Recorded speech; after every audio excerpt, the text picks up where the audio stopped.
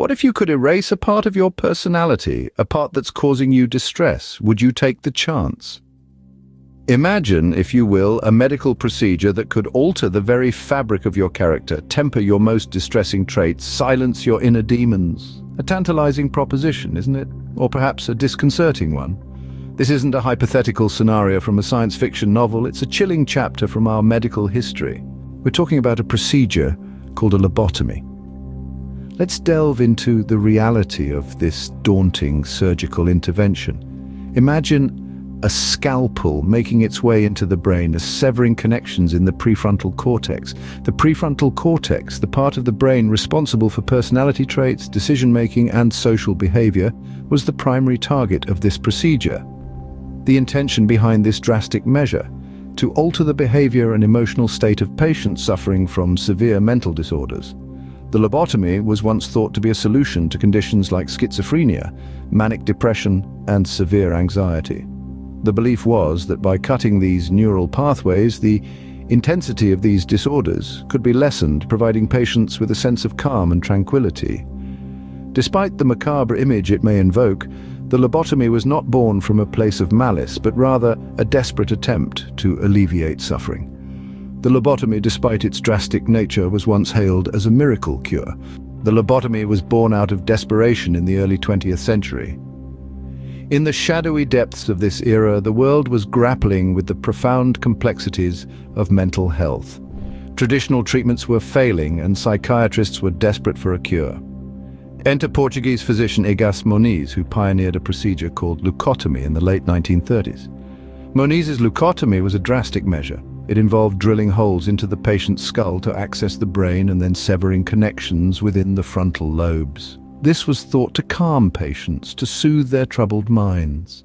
The desperation for a remedy was so great, the medical community embraced this extreme technique with open arms. The lobotomy, as it came to be known, was adopted and further developed by American neurologist Walter Freeman.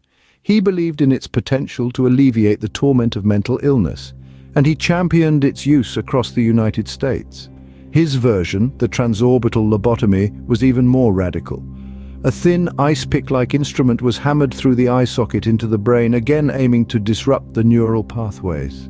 Yes, it sounds gruesome, but remember, this was a time when the torment of mental illnesses was poorly understood and even more poorly treated. The lobotomy, despite its brutality, offered a glimmer of hope, a possible escape from the internal demons plaguing so many. The lobotomy was thought to be a promising solution, but its dark side soon emerged. The lobotomy gained popularity rapidly, and with it a storm of controversy brewed. As the lobotomy procedure spread across the United States and beyond, one name became synonymous with its rise: Walter Freeman. A psychiatrist and neurologist, Freeman was a passionate advocate for the lobotomy, performing the procedure on thousands of patients. His drive and enthusiasm led to the lobotomy becoming a standard treatment for various mental disorders, and Freeman himself became a household name. Among the many patients who underwent the procedure, some cases stand out notably. Rosemary Kennedy, sister of future President John F. Kennedy, received a lobotomy in 1941 at the age of 23. The procedure left her permanently incapacitated, a tragic outcome that shocked the nation and marked a turning point in public perception of the lobotomy. Another significant case was that of Howard Dully, who, at the tender age of 12, became one of the youngest patients to undergo the procedure. His story, shared decades later, highlighted the devastating and long-lasting effects of the lobotomy. As these stories and others came to light, the controversy surrounding the lobotomy began to grow. Medical professionals and the public alike began to question the ethics and efficacy of the procedure. The advent of antipsychotic medications in the 1950s offered an alternative treatment for mental disorders, further casting doubt on the use of lobotomies. By the late 1960s, the lobotomy had fallen out of favor. It was deemed inhumane, and its use became increasingly rare. Many countries, including the United States, have since banned the procedure outright. The lobotomy's rise and fall serve as a stark reminder of the dangers of unchecked medical practices. It's a chapter in medical history that has left an indelible mark, a symbol of a time when the pursuit of a cure overshadowed the potential for harm. The lobotomy, once a beacon of hope, had become a symbol of medical barbarity.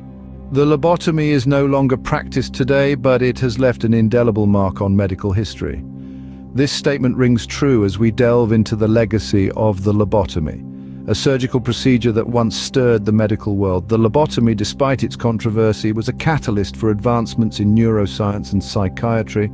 Before its inception, mental illness was largely misunderstood, often treated with ineffective or harmful methods. The lobotomy, for all its flaws, prompted a shift in perspective. It opened the conversation about the biological basis of mental illness, laying the groundwork for discoveries in the field of neuroscience.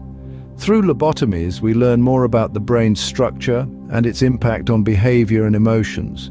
This knowledge has been instrumental in the development of modern treatments for mental disorders, including psychotherapy and pharmacotherapy. In fact, the lobotomy's fall from grace coincided with the rise of effective psychiatric drugs, which offered a less invasive and more humane approach to treating mental illness. However, the legacy of the lobotomy isn't just about scientific progress, it's also about ethics in medicine. The controversy surrounding lobotomies, with their questionable efficacy and severe side effects, led to a reckoning within the medical community. It became evident that the pursuit of a cure cannot overshadow the rights and well-being of patients. This led to the establishment of stricter ethical guidelines in medical research and practice. Informed consent, the right to refuse treatment, and the principle of do no harm are now fundamental tenets in medicine, largely influenced by the lessons learned from the lobotomy era. In a broader sense, the lobotomy's legacy is a cautionary tale about the power and potential dangers of medical intervention.